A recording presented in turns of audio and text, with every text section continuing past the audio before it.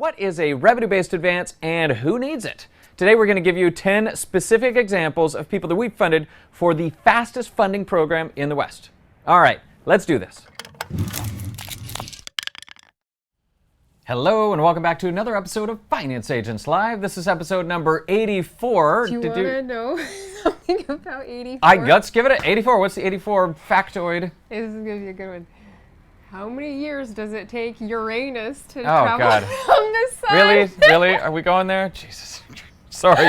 I apologize everybody in advance. This is a big joke. 84 years for Uranus is a kid's show. To go around This is a family show, Rhoda. Okay. Uranus. That sounds even worse. All right. Sorry. Revenue advances. Today is show 84 where we're talking about finance stuff. Not that. And we're going to Facebook? Do we do Facebook? I don't know. I think we gave up on Facebook. Because we got the big collusion things. Do I say hi, Russia? Nobody goes on Facebook anymore. There's too many people there, right? Sorry. Russians, but there was no collusion, so Russia. Yeah, okay. I don't know. They tried. All right. Anyway, show 84. We're talking about revenue-based advances. Revenue-based advances are the fastest funding program out there. They can all be the messiest and dirtiest. It's kind of a wild tumble getting one done. It's always a little crazy, and you never know what's going to happen until it's funded. So today we're going to be talking about those. We're going to give you examples of people that we've funded just so you can really wrap your mind around who wants one, why do they need it, when does it work, and when does it not work. All right, so if you're new to the show or you've been here a lot of times and you haven't subscribed yet, please subscribe. It would really make Rhoda happy. Rhoda will send you a personal email thanking you for subscribing you if she can figure out who you are from your weird YouTube names. Right? See the weirdest YouTube names there. Quickly. All right. Okay, so let's jump into this. Revenue-based advance. It's got a lot of different names. What the heck is it, Rhoda? It is an advance based on the daily revenue or monthly revenue of a company. So okay, why are you calling it an advance and not a loan? Is it a loan or is it not a loan? Well, it depends on the lender or cash advance company that you go to. A lot of companies are getting away from the word loan. Part of that has to do with the rates and things that they charge. So be careful if you're selling these to not call it a loan because you can get into usurious rate trouble. So we try and get people to say it's a cash advance or alternative funding or an RBA, revenue-based advance, or something like that. Right, so the lenders are kind of all over the place. Some people call it a loan, some don't, because legally what they're considering this is an advance on your future revenues. And they say, you are going to make $100,000 over the next 6 months. We're going to go ahead and give you 70 now. We're going to buy that $100,000 from you for 70 grand. We're not giving you a loan. We're buying your future revenue, giving you an advance on your future revenue. That is the legal loophole that they use to avoid the usury laws in a lot of states. And usury is the caps that they can place on interest rates. So you might have an idea where this is going. It's because they're charging what would be beyond usury. And sometimes it's, you see crazy stuff. I know a lender that would frequently, you borrow $100,000, you're going to pay back $200,000 in a year in daily payments. So the attributes of a revenue-based advance are, it's going to be priced higher. The pricing may not always be super clear. They call it a factor. You pay back on a factor. You borrow 1, you pay back 1.4 or $1.40 for every dollar you borrowed. And the most common... Not an advance. You don't borrow it. It's not a loan. It's an advance that they purchased. Yeah, well, that's the loophole, but you know what it is anyway. And what the heck was it going? Oh, daily payments. So that is probably the most common attribute. And then sometimes with merchant cash advances, it's not just daily payments that are consistent, it's a variable daily payment. And that's based on your merchant account, right? So got a lot of different names. Probably the most common one, people just call it a cash advance. But don't confuse it with people just going to those, it's not like a personal cash advance. Payday loan or something. It's not a payday loan. Right? It's like the business version of a payday loan. Right. All right, so those are the different names. But like I said, the most common attribute are daily payments. And most people, when they hear about it for the first time, say, what? I got to pay every day? What are the reasons for daily payments, Rhoda? Well, so this kind of goes into the good industries that it is, and that it's a better way for them to manage cash flow. For example, a restaurant who gets daily payments, they don't have this large chunk of money at the end of the month like other industries do. They just take small payments every day that goes more along with how the business or the industry cash flows. So it makes it easier overall on the business. But that's the reason it started that way with the daily payments for industries that cash flow that way. Right. The lenders have figured out that you're statistically more likely to be able to pay back the loan if you pay every day than having monthly payments. So by doing daily payments, they're actually able to give out more financing, which is what most of these clients are looking for.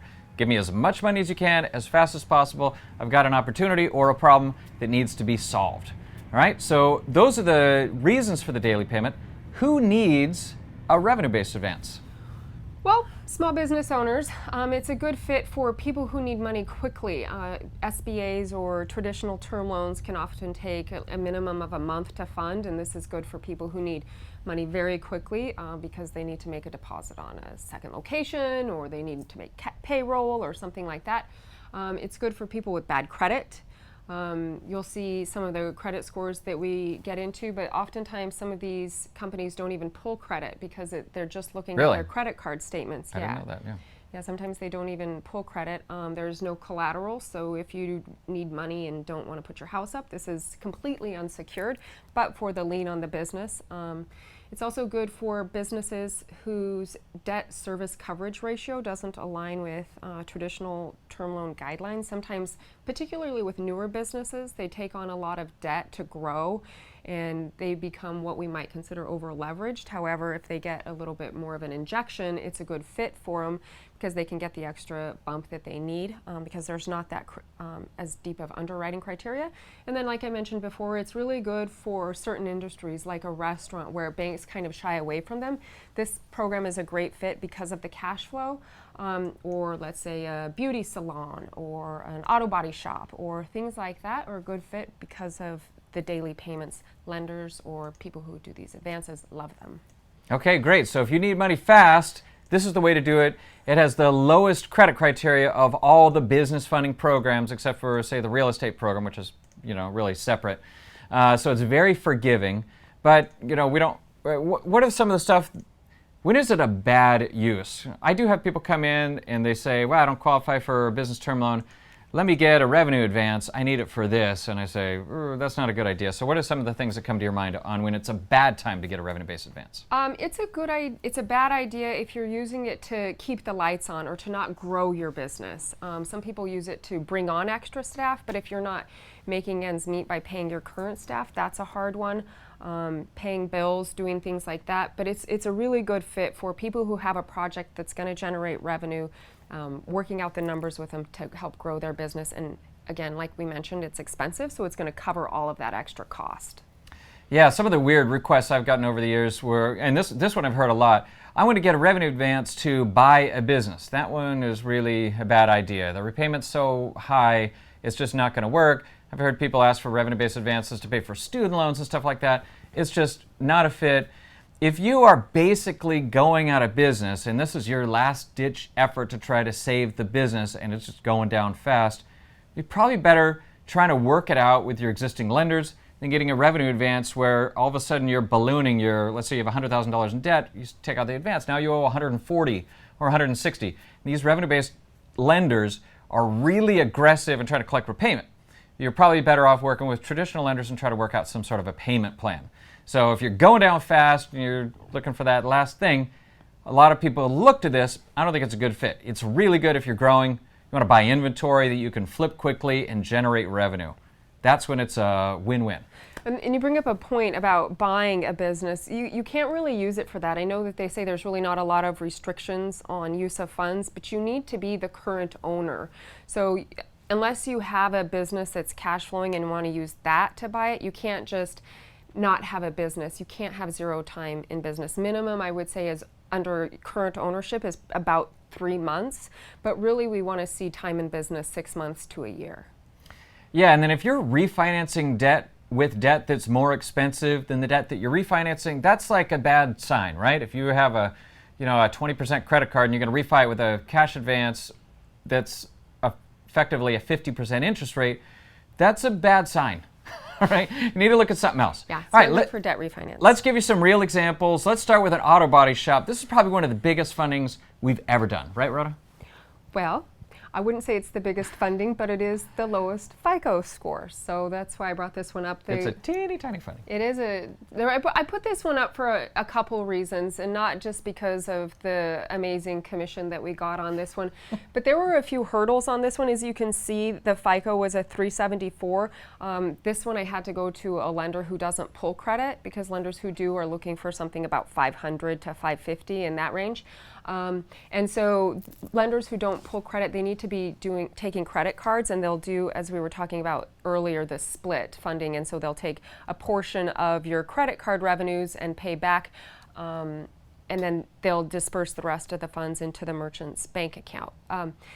This one, there are certain processors that the borrowers need to use in order to qualify for that, and he didn't have that processor, so you have to set up with a lockbox, which is you get your credit card processing statements, then it goes into a lockbox where the funds are split between the merchant and the bank, and then the rest goes out. And that can take a while to set up. And so if someone is in a super hurry, I've found that it's probably easier to switch credit card processors than go through this arduous process of setting up a lockbox. It took, I think, 2 weeks to get it finally set up, because they have to, because they have to see that the revenues are going into the lockbox, and then the lockbox has a minimum amount that needs to be held in the lockbox during the time of the advance. And so just a lot of steps with that one. So revenue advances really fall into two primary buckets. You got the ACH ones where they pull in on your business bank account, or like Rhoda's talking about, the merchant cash advance, where they pull a portion of your daily credit card processing. The advantage of that, the daily payments on the checking account are always going to be the same. $52 a day, bing, bing, bing. Mm-hmm. The advantage of the merchant cash advance is if you have a big day, they take more. That sounds bad, but if you have a really bad day, or if you're closed for a week, they don't take anything. They take a percentage of your repayment. So there's a little more risk for the lender, because they don't know how long it's going to take for you to repay, but it also, in a way, is more collaborative with the business, because they're taking money when there is money, and they're not making you pay when there's none. So there is an advantage to that. Right.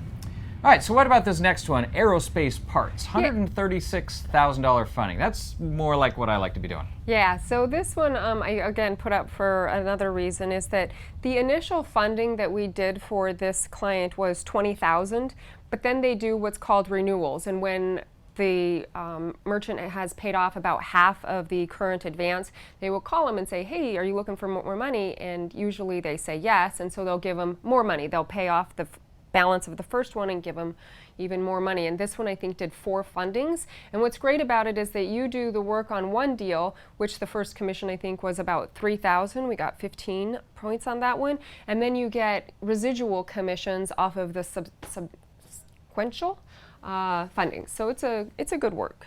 Right, one of the things you just mentioned, if you're new to business funding, just talk about points. A point is a percent of the funding. So in this circumstance, if you're talking about $132,000 funding, 1 point would be $1,320.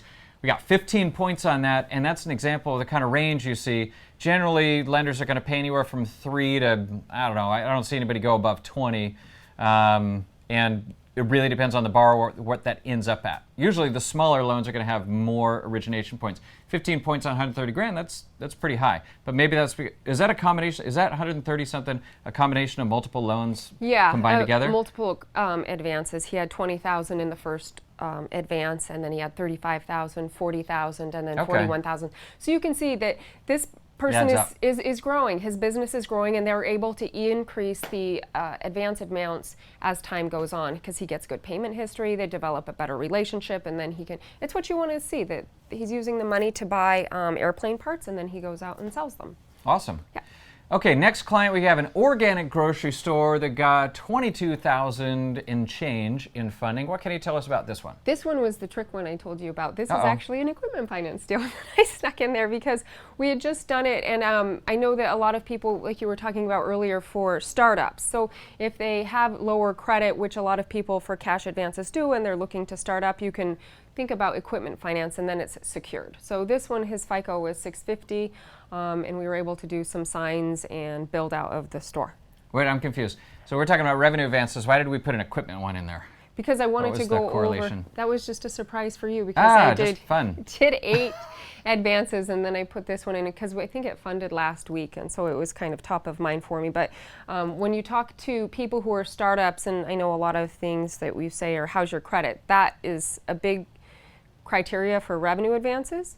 And if they say my credit's bad, don't eliminate all programs because they have no time in business. So what you're saying is he was a startup, so he didn't qualify for a revenue advance. Right. His credit was low, which would normally put him in the revenue advance bucket, but no revenue, so no Right. advance. And so instead he was able to get equipment financing, so don't forget about that. Right, and he didn't qualify for a traditional term loan, which is good for a startup because his credit was low. Okay, great. All right, well, the next one, real estate. Is that another trick? Is Nope. this real estate funding? Nope. All right, what can you tell us about this one? Really, real estate for RBA, I didn't imagine those two would go together, so what kind of business Surprise! I guess it was a zinger Another for surprise, you. right. This one I put in, this one is also a smaller advance for the first one. It was $17,500, and then they did a renewal for $15,000. And normally revenue advances want to see a lot of deposits every month, which is why real estate usually isn't a good fit because of the way they cash flow. They'll get one deposit for Like they'll sell a house. yeah. And they get a payoff. And then they'll get a payoff, That's and their then income. nothing for 2 months. Or if they are a property management company, they get a bunch of deposits at the first of the month, and then nothing for the rest of the month. So this Because is they want those daily payments, and if you get all your money at once, you're not going to be able to pay halfway through the month because the money's gone. right. So this one had a low deposit number, I think less than 5. Their revenues were Oh, declining, that's and low. this was, I think, a 3rd or 4th position offer. So layering or stacking. So this was also a What kind of real challenging estate file. business? Are they flipping properties? I think they do consulting and flipping. Yeah, I don't remember the Okay, details. all right. So yeah. Okay, great. Well, it can work for real estate. All right, next, vitamin supplements. What is that? This one is a vitamin wholesale company, and that is just from the genre of the industry. People don't like herbal supplements. They have sort of a bad connotation, a lot of maybe pyramid schemes or things like that, so people don't like to lend to these. Also, their revenue was really volatile. It went from $7,000 to $21,000 or $22,000, and they don't like to see Big swings, huh? big swings. Yeah, anything over 50% from your high and your low month is a challenge. So I was happy we were able to get this one. I put the average revenue of $13,000, but it was never that. So we got them $7,500. Their FICO, I think, was pretty terrible, and just a small commission on that one because it's a smaller file. Yeah, I'm not a big fan of the little fundings, but sometimes they lead to subsequent renewals that are larger. So in that sense, we're willing to work on those sometimes. All right, next one we got a confectionery. Is this the one that was doing chocolate from her kitchen? No, it wasn't from her kitchen. They were opening a 2nd or 3rd location for the okay. holidays. And so they needed money quickly, so that I think it was in like end of October, beginning of November, they needed to get this funded because they made so much of their revenue in the 3rd quarter. And so that was why they did it. They didn't qualify for an SBA because their debt service ratio was too low, and they were over leveraged for an SBA. But Real quick on the debt service coverage ratio, right? So how exactly do you calculate that? So if you have $10,000 in, it's revenue versus, give us a quick breakdown on how do you calculate it? so they take your net income for the year. Net income for the year, yeah, after all expenses. After all expenses, you can have Your net some profit, Yep. same thing, right? Okay. net profit, and you can have some add backs. You can add back the owner's salary if he's not required using that to live on. You can add back depreciation, you can add back interest, things like that. You can add all of that back and divide it by 12, and then you're going to want to have that 1.25 times the payment amount. So if the payment is $1,000, they're going to want to see your monthly revenue to be like $1,250 or something like All right, that. so let's do an example. You got a business, they do $1 million in gross revenue in a year. They have $100,000 in net profit. The owner has a salary of $100,000. There's no depreciation or anything. Now you have $200,000 is your number, right? 100,000 net profit, 100,000 salary. $200,000, you divide it by 12. I should have done 240 to make it easier. We'll 240. switch it to 240. He added back some depreciation. All right, so then what? How's 240 have to do with what? So when you take that 240 and divide it by 12, you're going to look at what, about $20,000? Yeah. And that needs to be 1.25 about times their monthly payment. So All right, that so would if be their like monthly about payment's what? 20 and they have 18? 24 a month or Yeah. whatever. 18, Okay. something like that would be about 1.2. I don't remember. All right, so that's SBA and term loans, but for this, they don't even look at it. No, they're really just looking at your average daily balance, that they want to be about 10% of your net of your revenues. So if you have 30,000 in monthly revenues, they want to see your average daily balance in your bank account to be about $3,000. Okay, great. All right, so next we got a road construction company. All right, sounds like they might have infrequent deposits. Whenever getting paid by the city or state once a month. So I love all my borrowers and clients and things, and this guy was just the sweetest guy. But he had quite a few advances. I think this was the 4th position, and his revenues again were volatile because they were from 50 to 120,000. Oh, big swings. Yeah, big swings, because he would get paid on jobs. He did a lot of road construction and things, and but he had a tax lien, and it was about 60,000. And so for a lot of funding options, that's a deal killer. So Right. this was his option. He could get the 30,000. He was able to hire a new employee and get some new projects on it. By the way, if you're hearing the position thing and you're like, what the heck's a position? If you go get a cash advance, if you get one, you got one. If you then get a second one, that's considered in second position because it's subordinate to the other one. And some people get 3, 4, 5. I've seen people with 7. So you can get a lot of it. Typically, each next one is more expensive and shorter. Sort of a weird little unhappy debt pyramid. All right, we got a landscaping company coming out next that got $81,000 in funding. That's getting back more high speed. Yeah. What can you tell us about this one? Again, this one was the first funding was 25,000, and then he got a second funding for 20,000, and then a third one for 36,000. So again, those aren't second and third position. That's No. renewals. These are renewals, and so again, like I was talking about, the residual commission that just comes in, which I know it's great for a lot of people to get that surprise check, and you're like, oh, cool, somebody else did work, and I get paid. Mailbox money. Yeah, so there you go. That's what that one was. He was a good company. Borrower had an average FICO 670, but again is just sort of below the SBA criteria, and I think his net revenue didn't make sense. Also, a lot of people, they just don't want to go through the hassle of an SBA. It's a lot of work. Right. It's it's worth it if you spend the time, but not everybody makes that judgment. All right, so pizza restaurant. Here we got a guy with a 700 FICO, because we keep referring to the FICO. Why would a guy with a 700 FICO in a pizza restaurant want a cash advance? Well, he didn't. This was another zinger. This is my No. equipment finance. I had to stick something in there because I wanted to show diversity.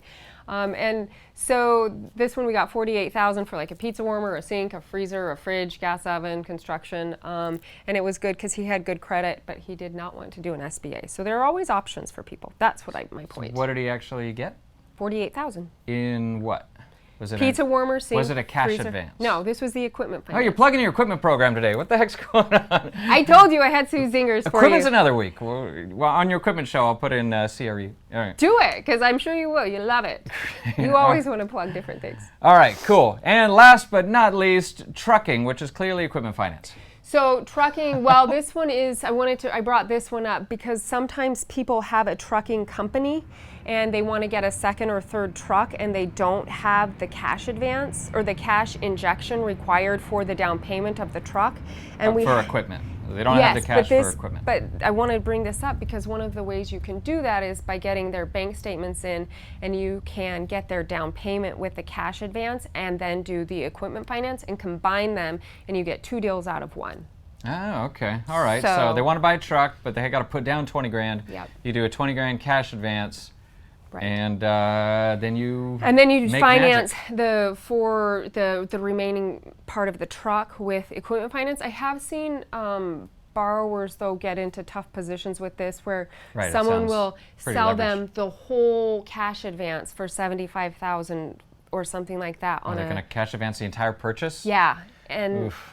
it's hard. It is hard. Pay off the entire truck times 1.5 in 6 months. In 6 months versus a small amount. So, think about that. And you know, then he came to You better me be after this. trucking something over the border. Yeah, something that pays a lot. He had come to me after that and was needing help.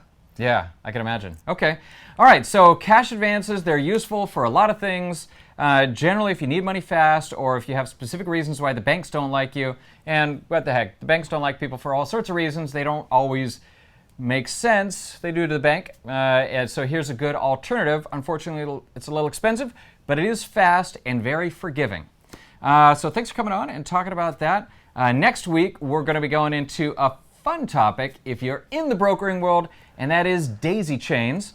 Daisy chains is when you got one broker gives a deal to another broker, gives a deal to another broker, gives a deal to another broker, and then they give it to you, and then you give it to somebody else who gives it to somebody else, right? You are in a daisy chain. So come on next week. I'm going to be here with Teresa Blett, and we'll be talking about daisy chains. Again, if you're new to the show, subscribe.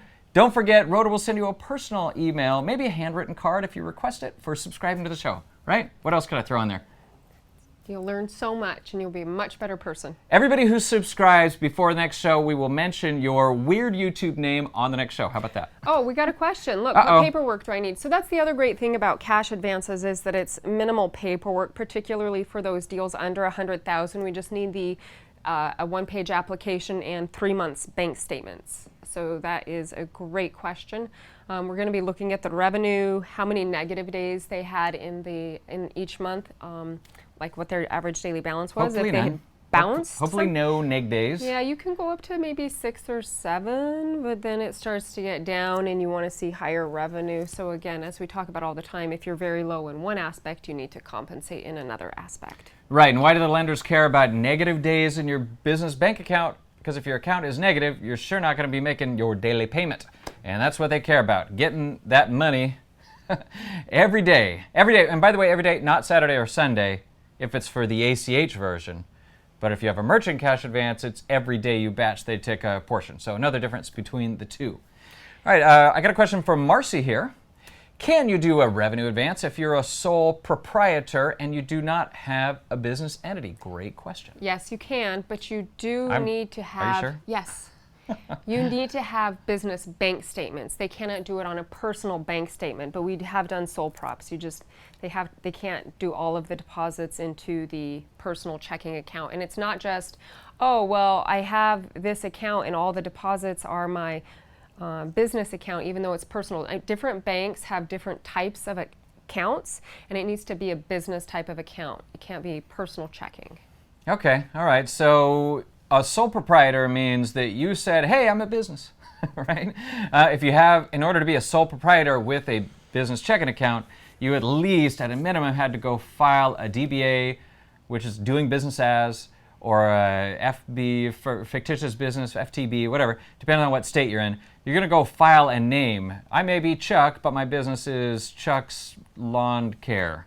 And then you can go open a business bank account with that name, even though you don't have a business entity. It's all just you. So I would say that's doable, but probably problematic. The times I've seen people ask for that, they have money going into a personal checking account and they're saying, but it's my business. Yeah, you can't do that. It has to be a separate. I've also seen times where someone had fraud and they had a business bank account and they shut it down and started funneling deposits into their personal account, and they opened a new business one. They really want to see the consistent in the business account, minimum of a month. I mean, rarely do we get exceptions if they've been funneling money personal and then now it's a new business account. So keep that in mind. Even if you're going from one business account to another business account, like at a different bank, you're like, oh, I switched banks.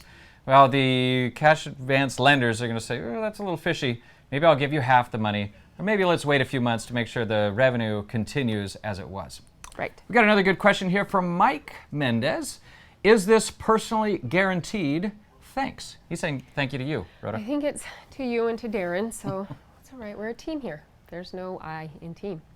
It can be, and what I think is interesting, I'm glad you brought this off. Oftentimes it is you sign for as the guarantor, the personal guarantor, and as the business. Some lenders don't. I would say a lot of them do. But what's interesting now is they have what's called a confession of judgment, or a COJ, and that's a document that basically admits your guilt that you defaulted on the loan that or the advance, that if you default, they can just file it with the courts, and you're guilty and they place a lien and are able to freeze your assets and do a lot of I don't know, scary things if you're a small business owner struggling. What's interesting, though, is that the state of New York has decided that that's illegal and they're not allowing it anymore. I haven't read the entire case or anything like that, but I know that when I looked at things, that as New York and California go, so goes the nation. So I don't know if the entire state is also going to start finding that confession of judgment illegal, but at least one state is getting away from that. And by the way, illegal, there's a difference between illegal and not allowing you to do it anymore. So it's, I don't know that it's, I haven't read if it's literally like you're breaking the law, like you're getting a felony against you, or they're just no longer going to honor it. Different states do different things. Do you know? Did you read that? No. Okay. If you have a client who wants to get financing and it's important to them that it's not personally guaranteed, I understand. I don't want to personally guarantee anything I don't have to. They need to specifically tell us because there's different lenders to go to. And the implications are, I believe, you need to be a bigger, more established business, or you should probably expect, or maybe you should probably expect to get less funding. Would you agree with that? Can you get the same amount of funding with no PG? Right. And yes, I would say you would get less, okay. Or there are just fewer lenders to go to because the majority of them do require the PG, and a PG, you PG your credit card. So for me, that's not like the biggest problem I would have if I were selling this, and that is definitely an obstacle to overcome. The PG is more of a problem with business term loans where they're looking for everybody to be crystal, squeaky clean. Since they don't care if you're squeaky clean for the revenue-based advances, it's less important. But what comes up a lot is, hey, I've got a business and there's 5 business owners. Who needs to PG this thing? And I've seen them make everybody do it. Sometimes that's really the exception.